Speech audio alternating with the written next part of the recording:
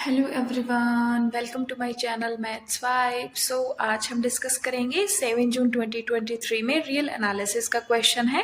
Part C में पूछा गया और क्वेश्चन आईडी है 704096।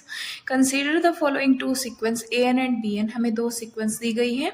सो हमें बताना है कि इन चारों स्टेटमेंट में से कौन सी स्टेटमेंट हमारी ट्रू है। सो हमारी सीक्वेंस की कन्वर्जेंस की बात की गई है, तो सबसे पहले हम कन्वर्जन पॉइंट निकाल लेते हैं, दैट इज लिमिट हम फाइंड आउट कर लेते हैं। सो जो AN हमारी सीक्वेंस दी गई है वो हमारी दी गई है इस तरीके से 1/n+r where r varies from 1 to n, क्योंकि फर्स्ट टर्म 1/n+1 है, देन प्लस 1/n+2। सो हमारी AN हमारी ये सीक्वेंस है। सो क्या होगा, summation 1/n common 1+r/n and r varies from 1 to n। तो ये हमारा इंटीग्रेशन में चेंज हो जाता है। जो इसकी लिमिट आती है ना वो हो जाती है, इसकी लिमिट अगर L है वो आ जाएगी हमारे पास 0 to 1 1/1+x dx। ये इस वजह से आई कि हमने r/n को हमने x पुट कर लिया, देन 1/n हो गया हमारा dx। सो ये पुट करने की वजह से हमारे पास ये आ गया। सो इसकी वैल्यू क्या हो जाएगी, 1/1+x की इंटीग्रेशन क्या होता है, log of 1+x and limit है 0 to 1, सो log of 2। जो हमारी लिमिट है AN की जो लिमिट आई है वो हमारी log 2 आ गई। सो सेकंड ऑप्शन में कह रहे हैं कि AN कन्वर्जेस टू log 4, जो इनकरेक्ट है। फोर्थ कह रहे हैं कि AN डज नॉट कन्वर्ज, सो ये भी इनकरेक्ट है। फर्स्ट ऑप्शन में कह रहा है कि जो AN हमारी सीक्वेंस है वो log 2 को कन्वर्ज करती है और उसका जो कन्वर्जेंस रेट है वो हमारा सीक्वेंस BN के जितना है। फोर्थ में कह रहा है कि AN log 2 को कन्वर्ज करती है बट उसका जो रेट ऑफ कन्वर्जेंस है वो हमारा सीक्वेंस BN के इक्वल नहीं है। So convergence rate find out करने के लिए हम क्या करते हैं, limit AN minus this is less than equals to k BN to the power some r।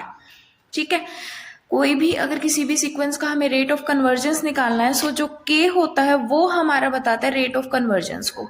So AN minus L is less than equals to k BN raise to the power r, where BN is any sequence. ठीक है, सो इस case में हमारी AN कैसी दी गई है, 1/n+1 + 1/n+2। सो हम ये यहाँ प्लेस कर देते हैं 1/n+1 + 1/n+2 and so on 1/n+n। Minus में लिमिट क्या है, ये log 2। अभी हम लेफ्ट हैंड साइड देखते हैं, this is less than equals to, इसमें से ये टर्म माइनस हो रही है तो ओवरऑल जो वैल्यू होगी वो हमारी लेस होगी 1/n+1 1/n+2 1/n+n से, इससे लेस होगी।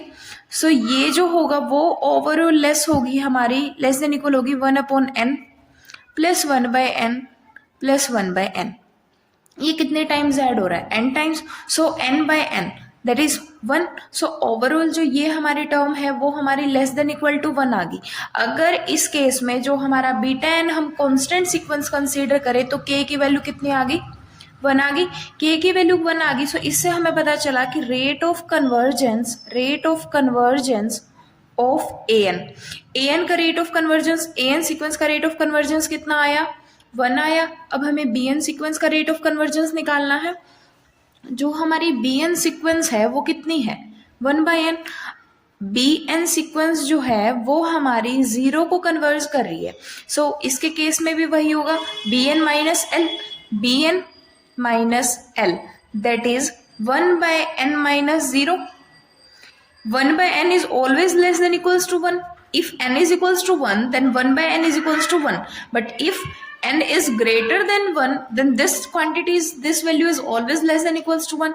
so इस केस में भी अगर βn हम कांस्टेंट सीक्वेंस कंसीडर कर ले तो k की वैल्यू कितनी आ गई, 1। BN के केस में भी हमारा रेट ऑफ कन्वर्जेंस 1 है, AN के केस में भी हमारा रेट ऑफ सीक्वेंस कन्वर्ज 1 है, रेट ऑफ कन्वर्जेंस। सो दोनों केसेस में हमारा रेट ऑफ कन्वर्जेंस सेम है। सो फर्स्ट ऑप्शन हमारा करेक्ट हो जाएगा, जिसमें बोला गया कि AN सीक्वेंस का और जो BN सीक्वेंस है दोनों सीक्वेंसेस का रेट ऑफ कन्वर्जेंस हमारा 1 है। सो फर्स्ट ऑप्शन करेक्ट होगा, थर्ड ऑप्शन डिस्कार्ड हो जाएगा।